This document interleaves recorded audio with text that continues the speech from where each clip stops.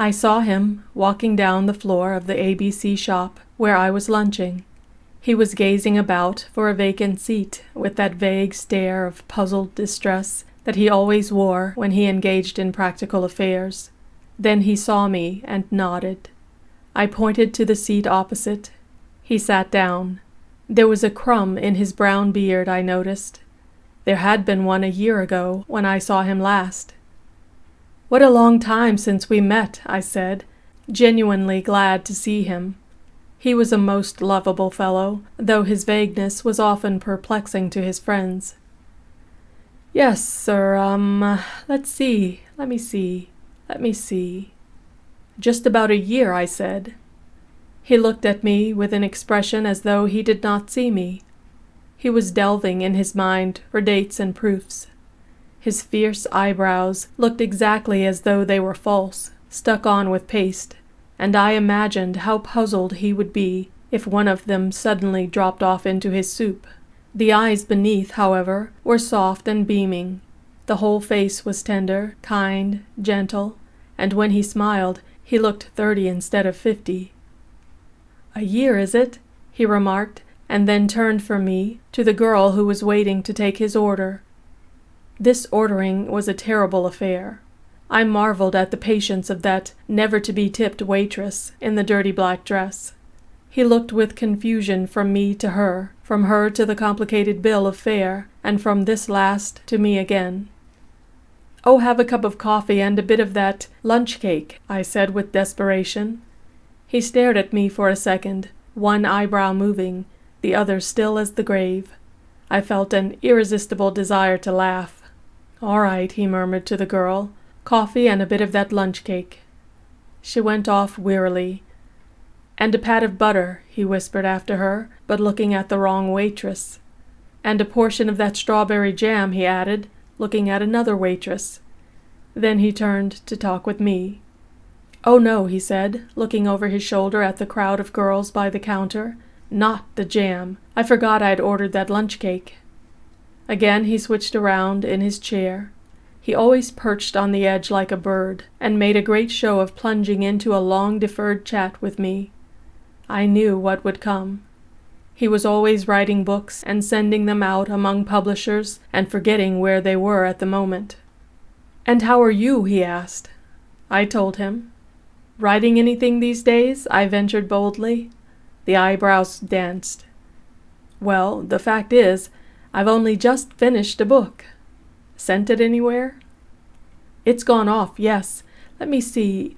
It's gone to, The coffee and lunch cake arrived without the pat of butter, but with 2 lots of strawberry jam." "I won't have jam, thank you. And will you bring a pat of butter?" he muttered to the girl.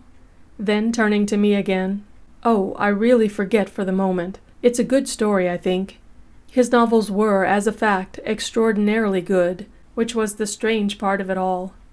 "It's about a woman, you see, who—" He proceeded to tell me the story in outline. Once he got beyond the confused openings of talk, the man became interesting, but it took so long and was so difficult to follow that I remember former experiences and cut him short with a lucky inspiration. "Don't spoil it for me by telling it.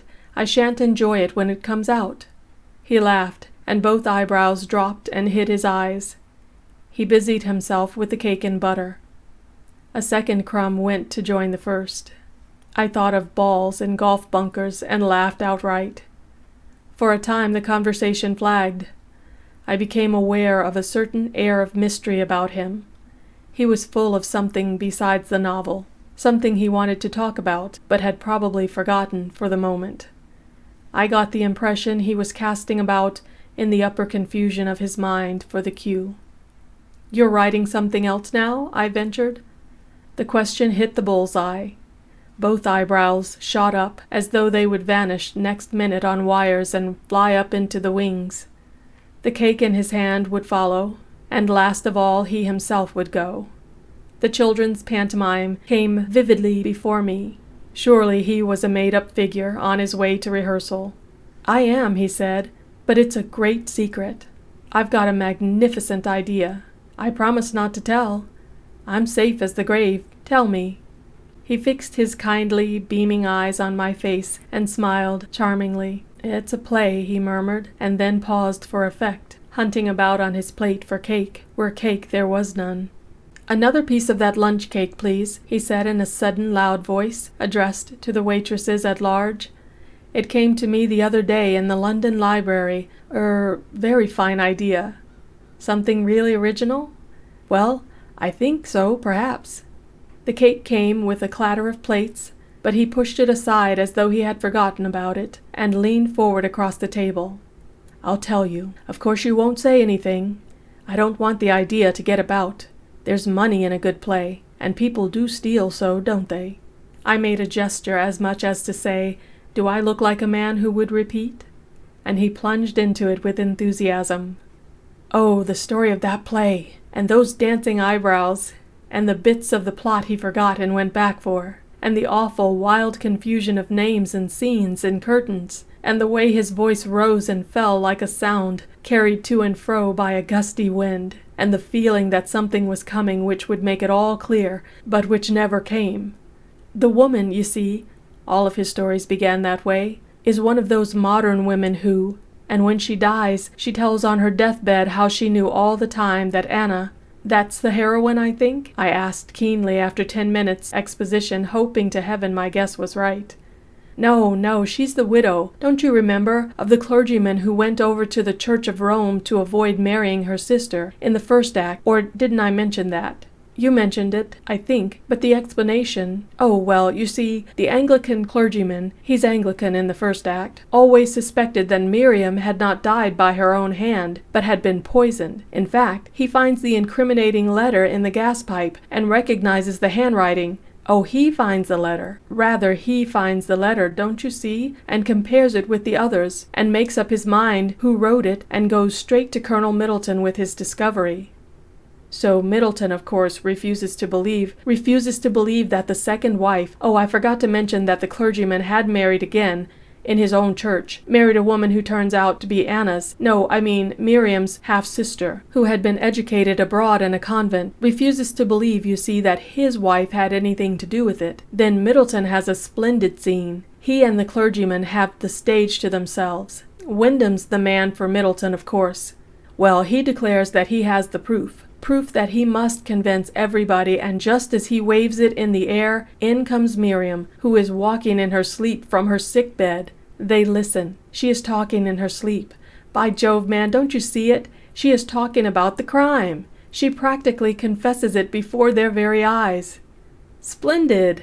And she never wakes up. Not in that scene. She goes back to bed and has no idea the next day what she has said and done.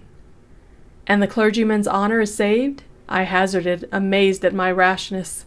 No, Anna is saved. You see, I forgot to tell you that, in the second act, Miriam's brother, Sir John, had— The waitress brought the little paper checks. "Let's go outside and finish. It's getting frightfully stuffy in here," I suggested desperately, picking up the bills. We walked out together, he still talking against time, with the most terrible confusion of names and acts and scenes imaginable. He bumped into everybody who came in his way. His beard was full of crumbs. His eyebrows danced with excitement. I knew then positively they were false. And his voice ran up and down the scale like a buzzsaw at work on a tough board.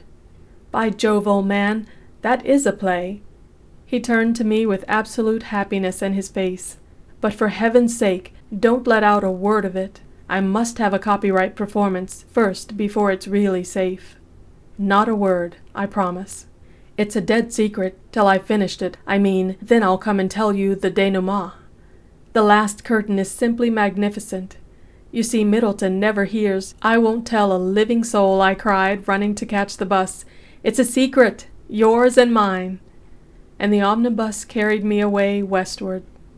Meanwhile, the play remains to this day a dead secret, known only to the man who thinks he told it, and to the other man who knows he heard it told.